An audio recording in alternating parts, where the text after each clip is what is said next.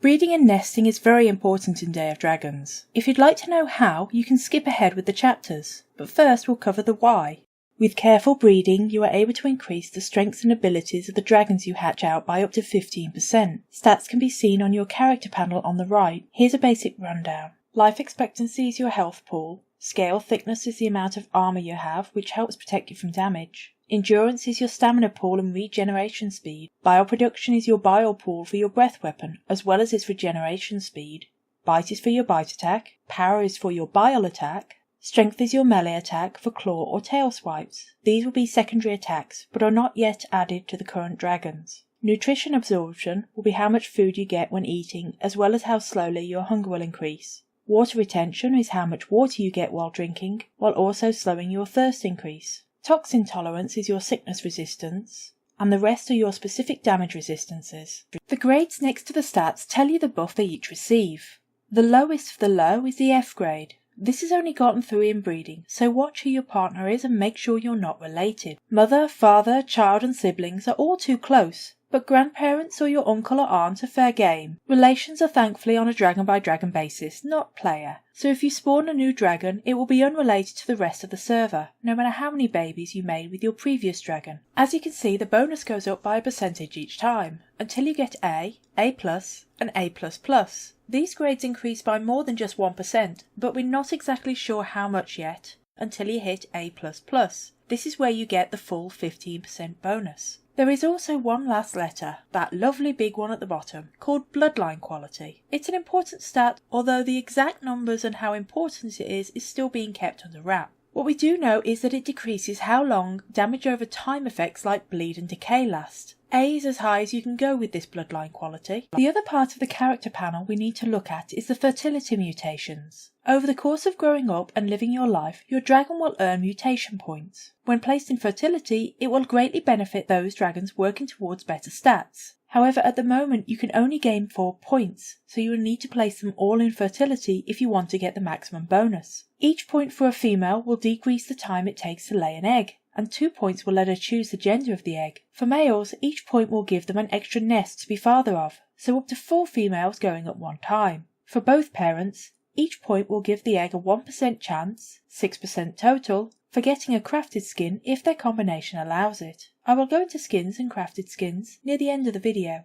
Finally, if you manage to get 4 mutation points and put them all in fertility, you will unlock Dominant, which increases the chances of your offspring gaining your skin and stats over your partners. Very useful for high-statted males that want to spread the love. It will also give your dragon a 5% increase to both your bite force and your strength to help defend your nest. With all the boring stuff out of the way, let's get to the fun part.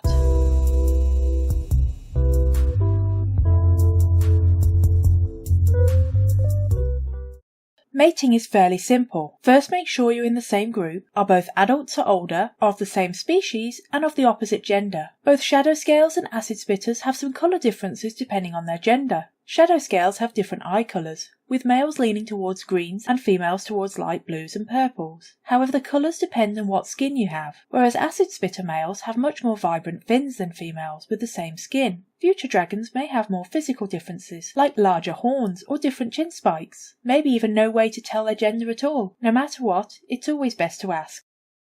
Facing one another, the male will aim at the female using the right mouse button, then click 5. This will start the courtship dance. The female will then get a prompt to do the same, aim, then 5. After the dance has been successful, the female will be prompted to place a nest by hitting N. The nest location should be on flat, dry ground. Having at least a shallow puddle nearby is useful, as babies get thirsty quickly, and at least food can be brought to them. On PvP, it's good to know that nesting is when you're most at risk, as players will get a notification when they get close to an area with a nest. Once the nest is placed, the female will need to lay on it to lay her eggs. It is important that her body is over the nest and that she is not sitting or sleeping, just laying down. Alt turning can be very useful here to get in the correct position, so you are not walking round in circles. Now there is an egg, let's check the stats. Face the nest and press E when prompted. Here you can see the nest stats. It's fairly easy to understand, despite all the text. Look at the genetics and you'll see the bloodline listed first. Mine is E and the male's is A. This means the babies could hatch with any grade, including and between those two. If both parents have the same bloodline, say E, then the babies would come out with a D grade. At the moment, breeding is still in its early stages and will likely have some big changes in the future. For now, eggs will gain a mix of stats from either mother or father. What you're looking for is to combine dragons with A-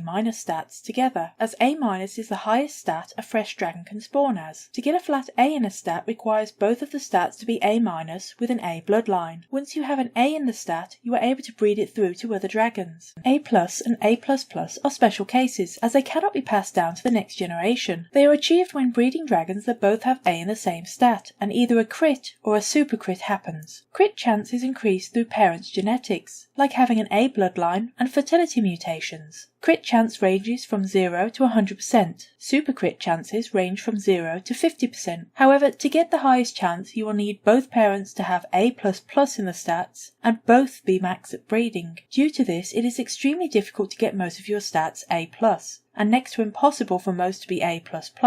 With eggs in the nest, you currently don't need to incubate them. The nest will do that for you. Eggs will glow when they're ready to hatch, and it is at this point you will be able to select Invite Player option in the Nest UI. You will need to be in the same group as the person you wish to invite, but it can be done all the way across from the map. If you're a different dragon species to the one you are being nested in as, your previous dragon will be waiting for a minute before logging off, and saved ready for you to select back in the menu. If the species is the same, your previous dragon will die. Shadow scales are able to lay up to 3 eggs before they need to mate again. Acid spitters can lay 5. If stats don't interest you, then maybe it's the look of your dragon. Each dragon has an iconic skin that can be selected and spawned as, and there are also skins that were obtained through Kickstarter and that those people can select. Currently we also have a melanistic skin that can be unlocked in game, though we're still unsure how, despite many people having done it. Many of the other skins are obtained through selecting the random skin. When nesting, eggs will inherit either their mother or father's skin, most of the time. Crafted skins are rarely created by combining particular skins. For example, both acid spitters and shadow scales have a crafted skin from combining both the melanistic and the lunistic skins. Points in fertility will increase the chance of getting a crafted skin, with 3% maximum from the mother and 3% from the father. I've included links in the description for the Day of Dragons wiki, where you can check out screenshots of each of the skins, as well as the combinations that lead to these crafted skins. More skins, both fresh spawned and crafted, are being added as the game updates. And with that, I think we've reached the end of the video. If you have any questions, please leave them in the comments or check the Day of Dragons Discord. I hope you liked the video, and I'll see you in the next guide.